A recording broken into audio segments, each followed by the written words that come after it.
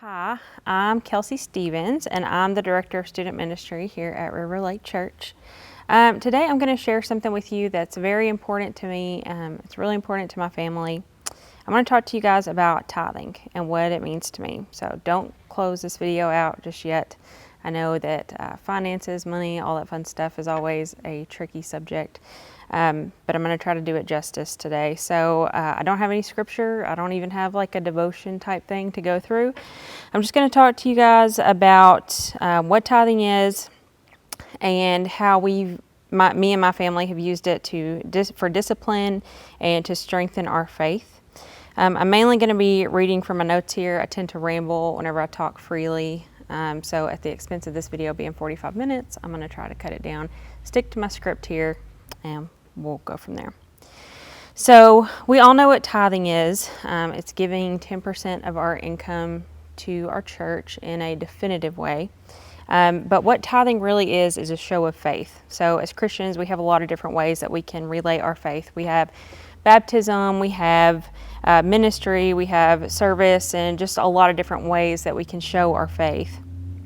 But sometimes, as believers, giving financially can sometimes take the back burner as opposed to those other shows of faith. So giving to God can make its way behind all those other testaments. So my husband and I had always been taught to tithe, but what it turned into was just kind of tossing spare cash into the plate here and there, maybe skipping a week if we have vacation or like a big purchase coming up, kind of pay-per-viewing sermons, if you will. And we were content with that, but unfortunately, being content with that type of faith is not always a good thing. So God doesn't just toss 20s at us when He feels like it or when we may need it. He's always good, He's always faithful, and He's always consistent. So what changed for us was a message that was taught on February 17th in 2019. I encourage anyone to go back through River Lake's videos, find that message, and watch it if you are kind of on the fence about tithing. So it was really what we needed to hear at the time and really the turning point for us for showing our faith in God through our finances. I personally think it may have been the first time in my life that I had heard an entire message based around finances and money. And it was hard to hear, but a lot of times those messages that are hard to hear are almost always the ones that we need to hear the most. And for us, that was the case. The message was, of course, about finances and tithing, but there was a point made, and it really resonated with me, and it stuck with me even to this day. And it was that tithing, even though we're giving it to God, it's not about what He's trying to take from us, it's about what He wants for us.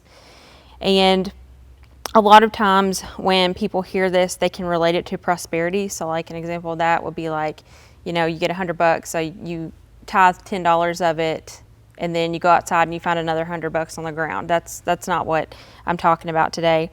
So like, yes, hopefully God would bless you for giving to Him, but prosperity isn't the goal. So our goal with tithing should be a stronger faith, a disciplined faith, and an obedience to a faithful God that always provides for us. It's so easy to develop a mentality of, I work so hard, I've made this money, so I'm going to give God a little bit of it as fire insurance. And which that's essentially what our mentality came from when it came to giving. So, but what connected the dots from that message to my own behavior was the realization that everything I had wasn't mine. So God provided me with the opportunity to obtain everything I have. So I wasn't giving Him what was mine, I was giving back what was His.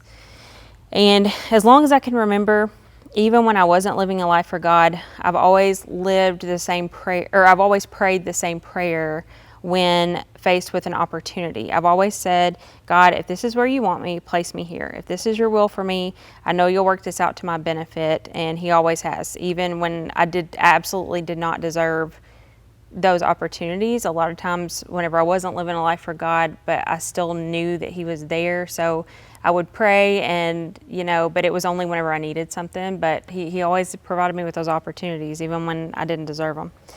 So when I finally came to that realization that I wouldn't have anything without Him, it really changed my mindset as to what He had given me versus what I gave back to Him. Now, again, I don't want to relay that tithing is just about prosperity, but I can absolutely tell you that disciplining ourselves to give God back what was His changed our life. Here at River Lake, we do what's called a tithing challenge, and basically you tithe for 90 days, and if God blesses you or something amazing happens, or if those things don't happen, you can ask the church for the money back, and they'll give it back to you after 90 days, or if you just want it back, they'll give it back to you. So after that message that day, as soon as we got to the parking lot, me and my husband, we both looked at each other and we were like, okay, like we need to be serious about this and we need to start tithing correctly and doing it in an obedient way. And one of the leaders here at the church texted me and asked if I wanted to be added to that tithing challenge, and we were just like, no. And not to say that anyone shouldn't do that. I think that that's an amazing thing. But we were just like, nope, like we don't care what happens. We're stepping out in faith here, and we're going to just go for it. And we knew that from that point on out, we were going to tithe. So, when we were asked if we wanted to do the child challenge and we said no, we knew that we were supposed to be giving and knew that we would then on out, regardless of any blessings or prosperity or anything like that might come our way. But I will tell you that we were absolutely blessed once we began that journey. Now, we didn't find $100 bills on the ground. We didn't go out and win the lottery, nothing like that. But what we achieved was so much greater. So our faith changed and it shifted. We instantly became more aware of our finances, and we began to live on a written budget, which is very healthy, and I encourage anyone to do that.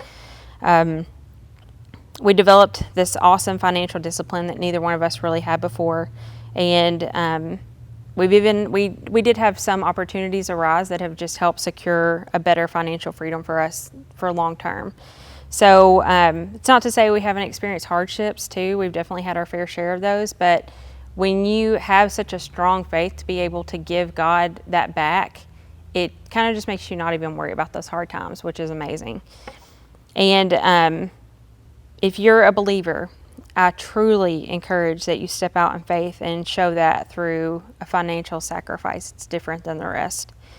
And, thank God for all of His opportunity and the blessings that He's given you. That's such a humbling experience, and I hope that everyone gets to experience it the way that my family has.